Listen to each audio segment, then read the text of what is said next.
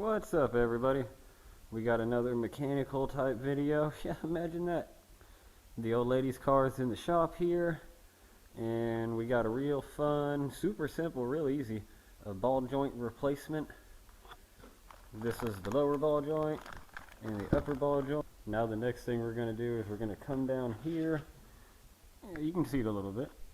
We got to take this brake caliper off, hang it over to the side.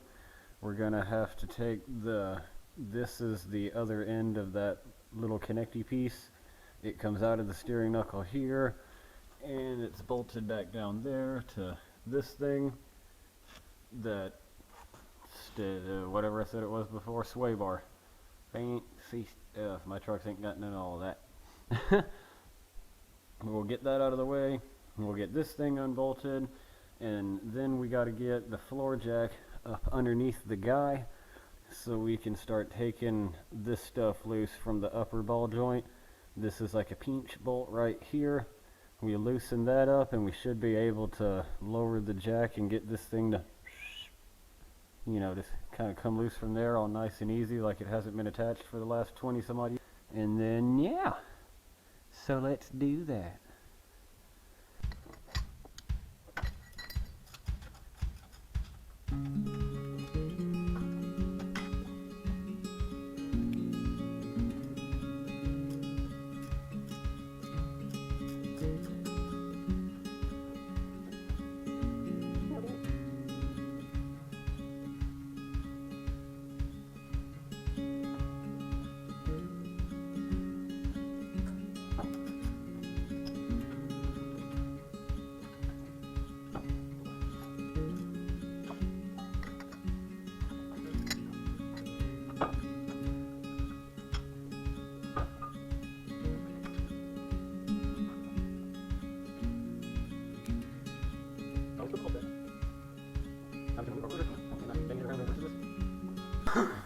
Now next I'll move on to taking this bolt loose and driving that back out of the steering knuckle, and then we'll go to put our jack under and start taking that pinch nut loose.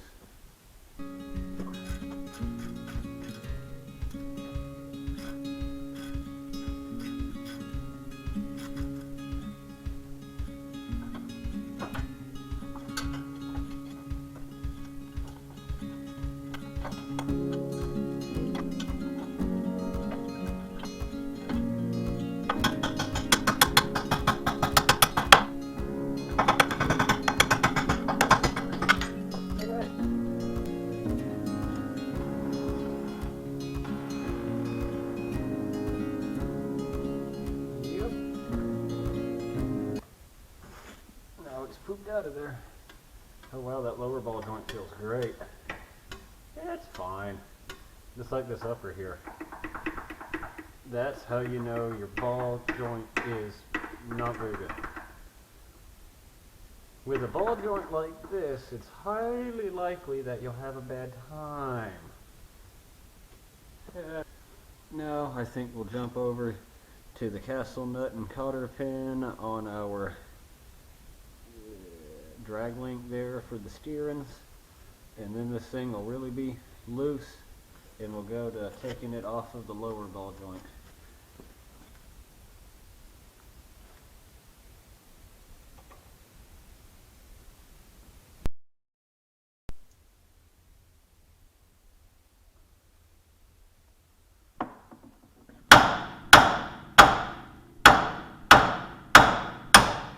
And then now we can come back here and get to this big old giant nut.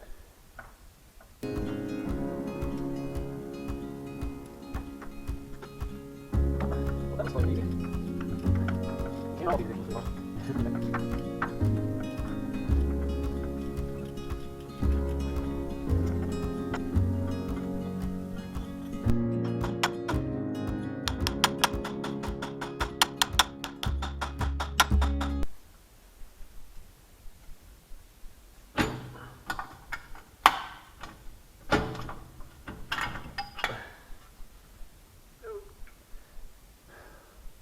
And now the steering knuckle is removed. Alright. we can set this to the side and clean all the nasty up off of it. And then the next order of business will be take this guy loose out of the spready bar majigger and clean all this off to minimize the amount of smoke we're about to have in the shop, because we're going to have to heat that up and press it out. Yay! Alright, so this is the situation we got here now. Right, Muffin? See, it's jacket weather, huh? This is our auto parts store C-clamp ball joint press. This ball joint needs to go down out of that lower control arm. So we've got this cup down here that allows room for it to move that way. And then up on top, we're driving down on the top of the ball joint. You can see here, I've got this ball joint about all the way out. All we had to do is take our torch and heat this up real good, and then keep putting more pressure on this thing. And I a few times took the wrench off and hit this with a hammer. And now this is the end result. Yep, there you go. There's your old lower ball joint.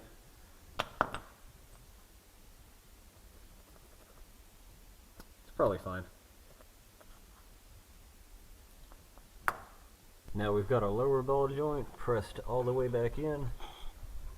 You might be able to tell underneath here, this lip is the edge of your ball joint, and it's kind of hard to see, but there's like a socket that it slides into, and this edge bottoms out on the bottom of that socket that it goes in.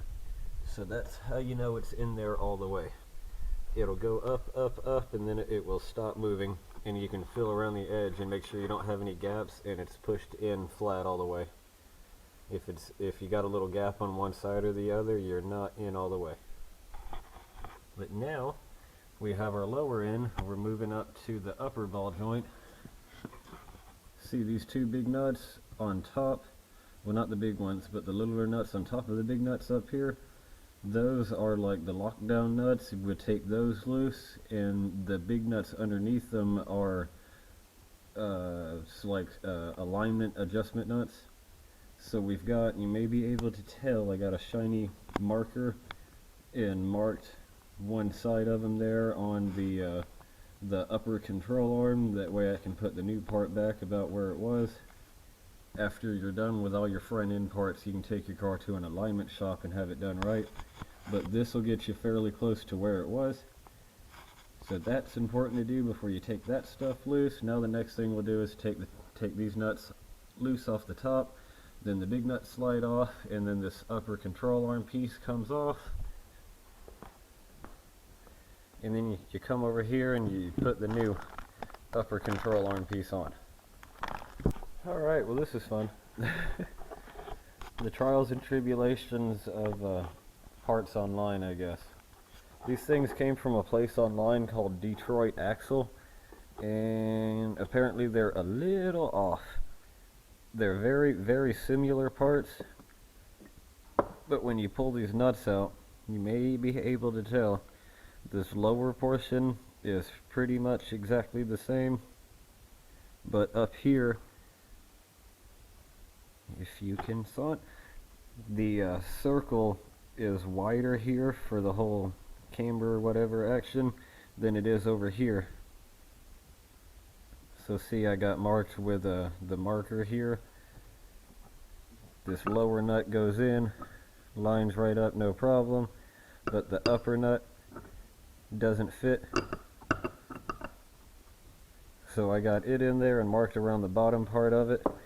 The hole is off by about yay much to be matching the old part, and then I think if I grind that out, we'll have the same Z's as this part, and we can still get aligned and adjusted, all that stuff. So yeah, that sounds fun. I guess if I was y'all, I would recommend not getting your stuff from Detroit Axle, 'cause that's bullshit. Okay. Now after a bunch of grinding later, this piece fits over here. And you can even turn it and adjust your suspension. Ooh. All we had to do is finish grinding out the thing. Yeah, don't worry, Detroit Axle. I got it. Didn't need you to finish making the part or nothing. No big deal. Now we can install that. Now we've got our upper ball joint back in, lined up with our little marks, so we're relatively close to where it used to be.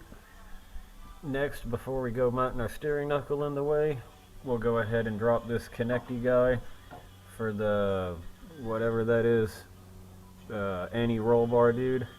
We'll put that back on there. It goes in, see, it's like an L shape. It goes in this wards, and that hooks into the steering knuckle up top.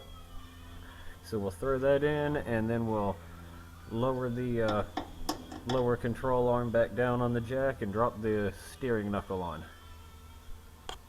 Now we've got that linkage guy put in place, and we put all our Zerk fittings for the grease in, here, there, there, and on the lower.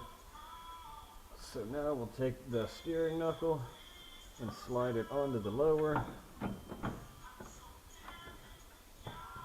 You gotta fiddle with your dust cover thing here a little bit because it slips past it. There you go. Just like so. And we've got a castle nut and a cotter pin.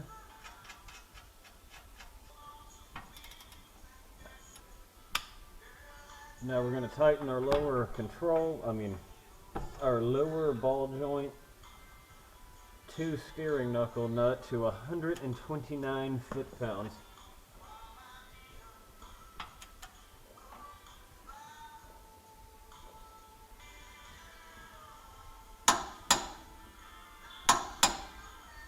Yep.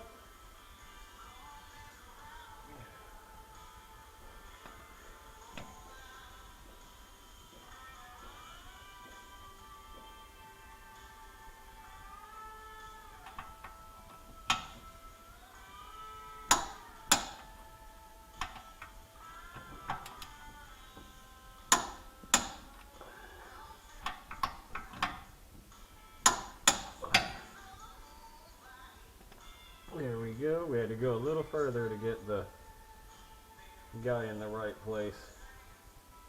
Now we can fold our cotter pin around. Yep. And then next we'll come over here, line this up right under the upper ball joint, and we'll start raising the jack.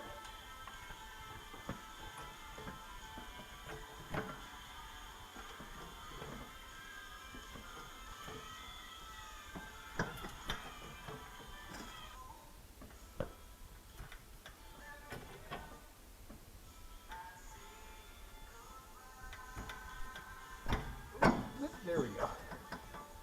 So you'll have to pull that upper back and forth to get it straight in line with your hole here. And then once you get that, it'll go on all the way.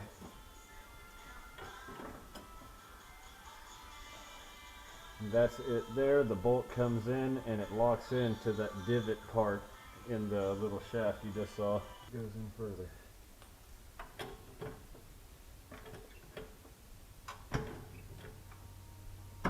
Yep, there we go. My mistake. We weren't in all the way yet. There we go. See, now we slide through because we got it lined up all the way.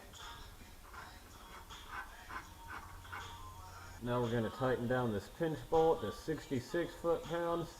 And I think I forgot earlier, but to mention earlier, but our upper ball joint retaining nuts up here down to 118 foot-pounds. Now we got our pinch bolt tightened down. This was another thing that was a little goofy from the people I bought this set from online. That nut y'all may have seen a minute ago was hitting right here, so I had to give it a little Italian tune adjustment with my hammer, and I made the edge of it like grind off, slip off, and slide all the way down so I could get a good accurate 66 foot-pounds. Because it ain't no good when it's all hung up on that side because eventually the bolt will wear in and then you're loose. But anyway, that's in there now. Now we can take this nut off and hook this linkage through the steering knuckle. Looks like we might even be at the right height.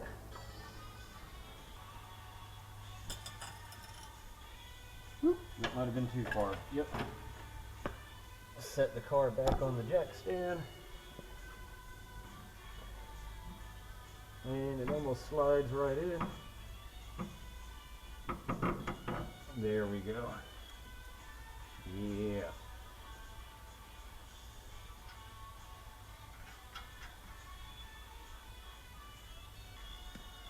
Now we're going to torque this down to 25 foot-pounds, and then we'll move over to the tire. Take the nut. Oops. Take the nut back off of our tie rod end, and then the steering knuckle you can steer left and right to make it line up. And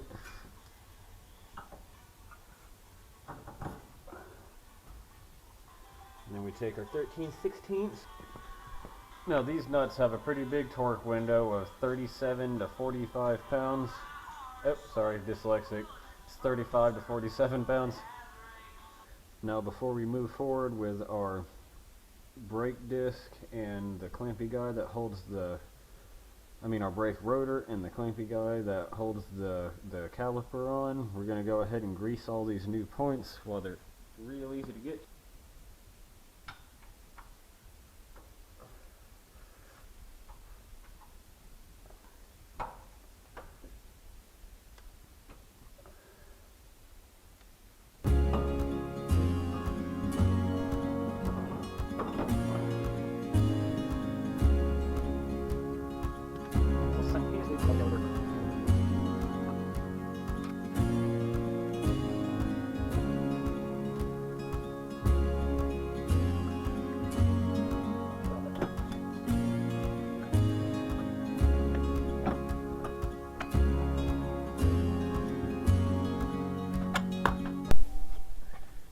Okay, now that we've got our caliper bolts torqued to 25 foot-pounds, we are ready to put the front wheel back on the car. Yay! Okay, now we're all back on and on the ground. That's the end of the new ball joints on this side. Now we got new ball joints on both sides. Yay! So that about wraps up my ball joint video here. Thank you guys for watching. Hope you had a wonderful time. And I hope the parts that you get for your car, you don't have to grind and whittle on to make them fit. Now have a great day, and we'll see you in the next one.